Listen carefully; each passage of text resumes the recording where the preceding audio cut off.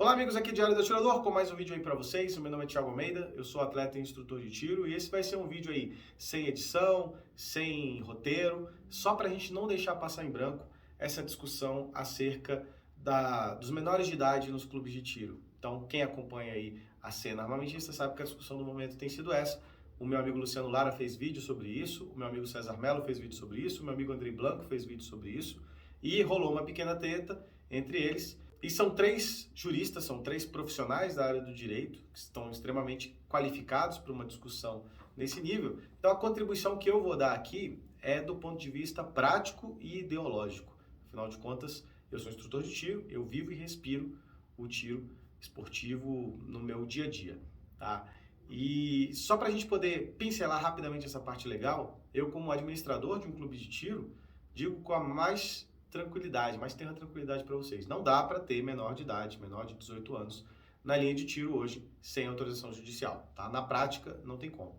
Porque a insegurança jurídica está muito grande, então ainda que você discuta se a ADIM, a liminar da ADIM está válida ou não, se o decreto está valendo ou não está, não dá para ter nesse cenário de insegurança jurídica. Afinal de contas, se tem uma coisa que a gente sabe acerca da atuação de fiscais dentro do Estado, é que se existe uma brecha para uma chibatada, haverá um servidor disposto a usar essa brecha pelo mero prazer de oprimir um indivíduo mais fraco. Tá? Isso aí a gente sabe da história, milênios de humanidade.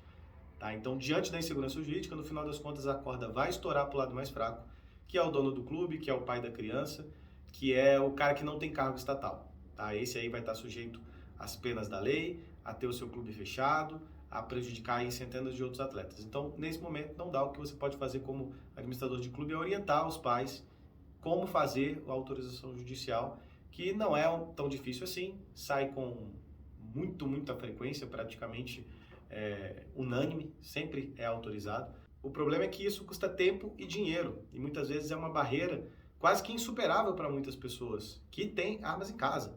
Então, por mais que ministros do STF, agentes fiscalizadores, burocratas, legisladores tenham um enorme preconceito com arma de fogo e gostariam de viver num mundo onde armas não existem, bom, no mundo que a gente vive de verdade, armas existem, elas estão presentes na casa de muitas pessoas, sejam elas policiais, militares, profissionais da área do direito, promotores, juízes, atiradores esportivos, atletas do tiro, pessoas que decidiram assumir as rédeas da sua própria segurança, que entenderam que o Estado não vai estar lá para te proteger quando você mais precisar.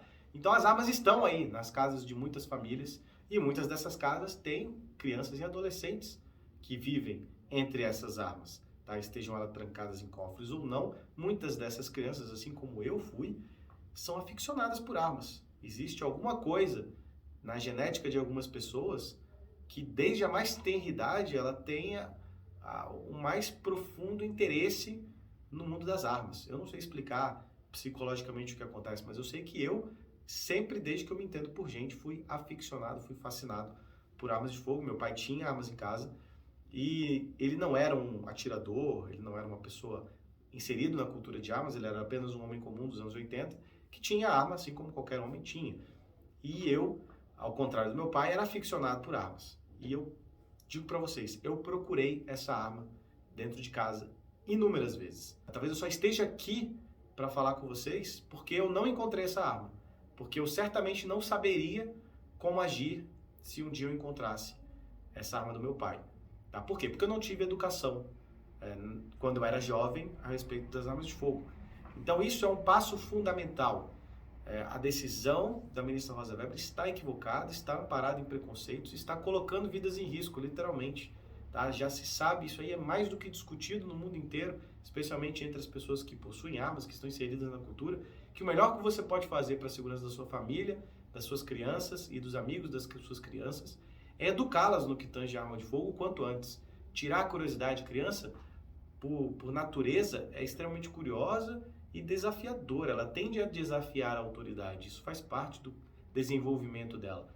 E se ela tem esse interesse por armas e armas estão presentes na casa, ela precisa ser educada o quanto antes. Você precisa eliminar essa questão da curiosidade, fazer com que aquilo seja uma coisa natural para ela, fazer com que ela compreenda que aquilo é uma ferramenta letal, que existem regras de segurança, ela precisa estar ciente dessas regras e treinar o manuseio seguro dessas armas de fogo. Dessa forma, ela não só vai buscar essa arma como uma travessura, alguma coisa assim, como também se um dia ela estiver na casa de algum coleguinha que tem armas de fogo e que eventualmente a criança encontre essa arma, essa pessoa que teve educação sobre armas pode fazer a diferença naquele cenário, pegando essa arma, manuseando com segurança, explicando aos colegas dele a forma certa de tratar aquilo, que aquilo não é brinquedo. Tá? Então, a educação no que tange a arma de fogo salva vidas. Eu não sei por que ainda existe uma discussão acerca de uma coisa tão óbvia. Tá? O que a gente está fazendo com essa suspensão do artigo do decreto é colocar uma barreira literalmente intransponível para muitas das famílias que poderiam simplesmente pegar o filho e praticar o tiro, fazer uma experiência de tiro num clube de tiro do bairro dele. Tá? Agora não, essa pessoa vai ter que buscar um advogado, esperar, contratar, fazer um processo judicial, esperar sair uma autorização para então começar a educar o seu filho no que tange as armas. E se esse garoto tiver amparo, seja patrocínio ou patrocínio, ele será um grande atleta. Nós temos diversos exemplos no Brasil de atiradores que começaram muito cedo. Jaime Saldanha começou aos 6 anos, tem atirador de prato hoje competindo na Olimpíada, carregando a bandeira do Brasil para fora, que começou também ali na região dos 10, 11 anos. Na Shot Fair mesmo tinha um desses garotos. Todo esporte de alto rendimento, seja ele qual for a modalidade que for, o atleta começa muito cedo.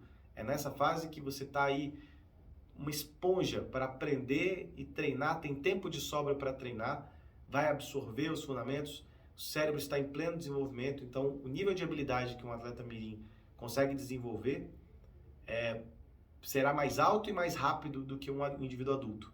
E aqui a gente tem um cenário no Brasil onde a pessoa só vai poder ter acesso à primeira arma dela aos 25 anos. Isso coloca o nosso esporte lá atrás, coloca o nosso esporte com uma desvantagem tremenda em relação a outros países. E eu, enquanto fui presidente da Federação de Tiro Prático do Distrito Federal, no ano passado, eu tive o desprazer de vetar a participação de um menor de idade em uma das nossas competições. Foi uma das coisas mais amargas que eu já tive o desprazer de fazer na minha vida inteira. É um garoto que esperou a semana inteira para ir lá tirar com o pai e foi bem na escola para poder ter o privilégio de ir com o pai numa competição de tiro. E foi extremamente frustrante quando eu informei a ele que ele não poderia participar. O garoto chegou a derramar lágrima. Foi de partir o coração mesmo. E o que a gente fez ali para poder contornar aquela situação toda foi, no final, na premiação da prova, entregar uma medalha para o garoto, explicar para ele que aquilo servisse como um estímulo para que ele desenvolvesse a resiliência necessária que todo atleta do tiro tem no Brasil. Afinal de contas, a gente tem que lidar com esse tipo de burocracia, esse tipo de preconceito o tempo inteiro. E que aquilo ali não o desanimasse, que servisse como um estímulo. Demos toda a assistência aos pais para que eles buscassem autorização judicial e graças a Deus deu tudo certo, o garoto não desanimou, está competindo conosco hoje com a autorização judicial dele, está indo muito bem e foi assim que a gente conseguiu desse limão fazer uma limonada. Então o que eu quero dizer aqui é que é lamentável a situação que a gente vive hoje. Nós elegemos um governo pró-armas que tentou arduamente melhorar a nossa situação no que tange à segurança jurídica para as nossas atividades como um todo.